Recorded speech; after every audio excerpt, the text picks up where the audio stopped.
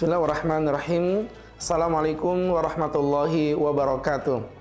Alhamdulillah wassalatu wassalamu ala Rasulillah wa ala alihi wa sahbihi wa mawala bi ihsanin ila yaumil qiyamah. Sahabat-sahabatku pecinta Allah yang mencintai Allah dan insyaallah dicintai dan disayangi Allah Subhanahu wa taala.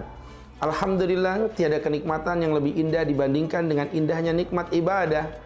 Dan yang kita nantikan kini telah datang di depan mata, Syahrul Mubarak, bulan Ramadan yang penuh dengan keindahan, yang penuh dengan kedahsyatan.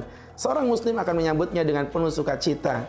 Mengapa? Karena di bulan inilah bulan momentum melipat gandakan pahala, mengefektivitaskan umur kita agar menjadi sesuatu yang berharga di mata Allah Subhanahu wa taala. Nah, untuk itulah dalam persiapan itulah kita membutuhkan persiapan yang optimal agar puasa ini benar-benar bukan menjadi seremonial, agar kelak betul-betul menjadi sesuatu yang berharga di mata Allah, maka puasa harus memiliki 5 persiapan. Yang pertama adalah persiapan ruhiyah, persiapan secara ruh. Bagaimana kita memiliki mental menghadapi Ramadan secara ruh. Maksudnya bagaimana Pak Ustadz? Kalau kita punya baju kotor, maka kita akan mencucinya. Kalau lantai kita kotor, maka kita akan mengepelnya.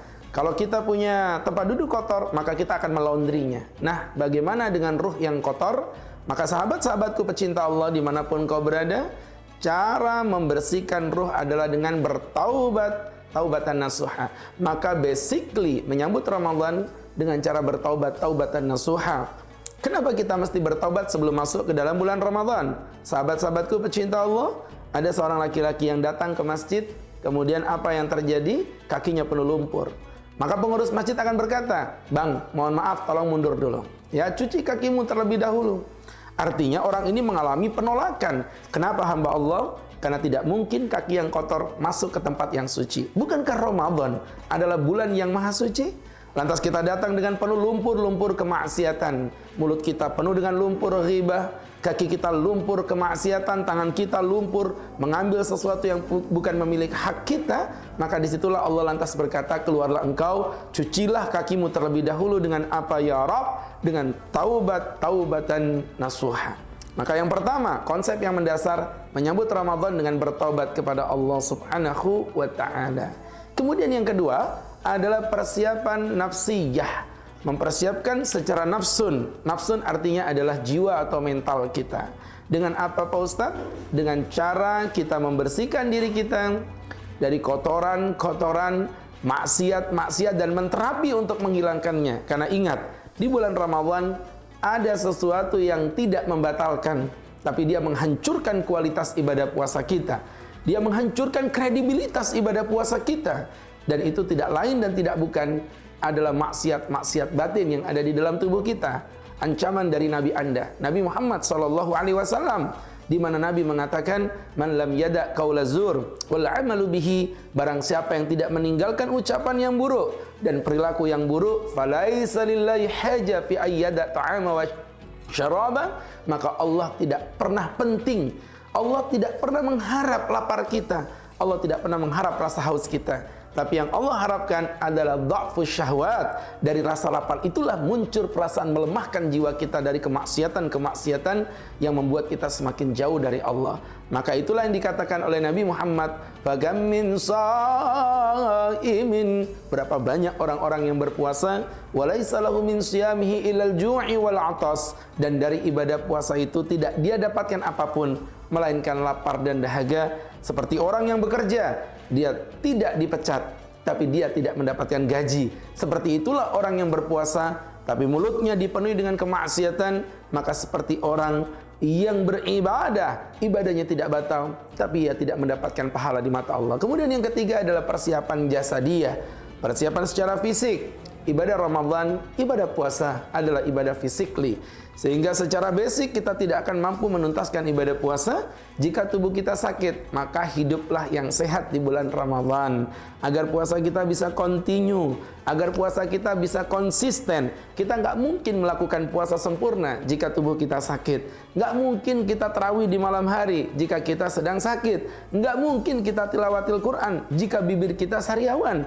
Jadi jagalah kesehatan di bulan Ramadan dengan menjalankan sunnah-sunnah Rasulullah yang menyehatkan menyehatkan tubuh kita. Pertama, jangan tinggalkan aktivitasmu dalam pola pembiasaan, pola gerak, kecuali hanya mengurangi prosentasenya saja.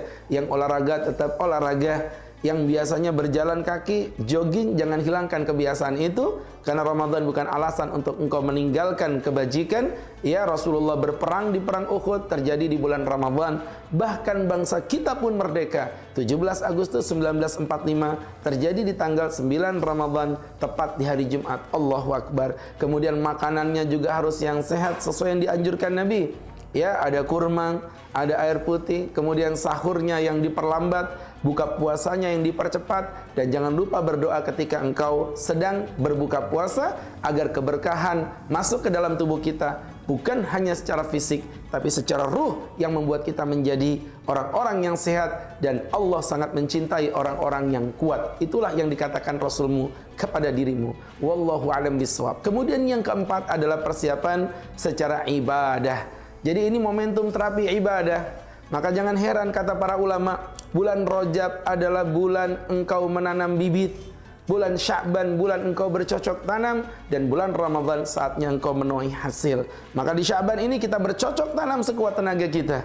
Rasulullah membiasakan ibadah puasa sehingga Bunda Aisyah berkata, demi Allah, aku tidak pernah melihat Rasulullah menjalankan ibadah puasanya sekencang dan sesempurna daripada ibadah puasa beliau di bulan Sya'ban. Karena apa? Karena Sya'ban merupakan terapi menuju ke bulan Ramadan, agar Ramadan kelak kita sudah mulai terbiasa dengan tilawatil Qur'annya, terbiasa dengan tadarusnya, terbiasa dengan qiyamul lailnya, terbiasa dengan i'tikafnya, dan itulah menuju momen-momen kesempurnaan. Kemudian yang kelima atau yang terakhir adalah persiapan secara ilmiah, secara ilmu.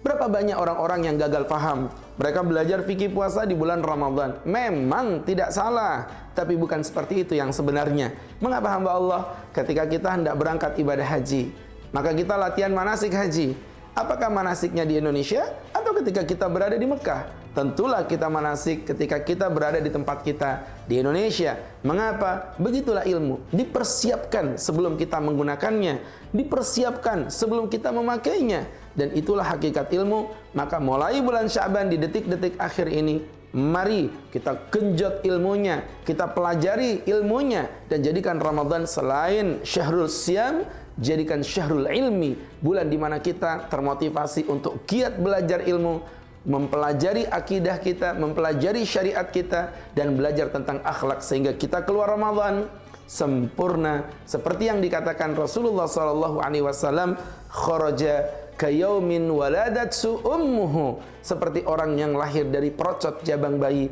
seorang anak bayi yang suci tanpa membawa dosa. Semoga dan semoga Allah berkahi kita, Allah cintai kita, dan Allah masukkan kita ke dalam surganya. Saya Agus Khairul Huda, billahi taufiq wal hidayah. Assalamualaikum warahmatullahi wabarakatuh.